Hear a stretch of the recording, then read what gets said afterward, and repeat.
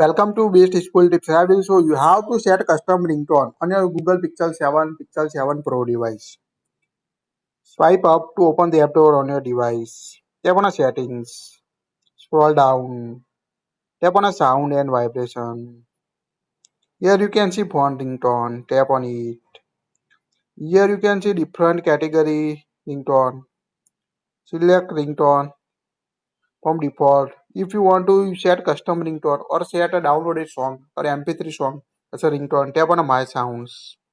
Tap on a plus icon at bottom right. Here you need to select the ringtone on your device from file you want to use on your device. Just select the ringtone.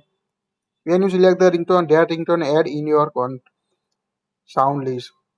Now select that ringtone and tap on a save at top right corner to save that ringtone as your phone ringtone on your Google Pixel 7 Pro device. It's quite useful to quickly change ringtone on your Pixel device. That's it. Please like it, share it. Don't forget to subscribe to get latest tips.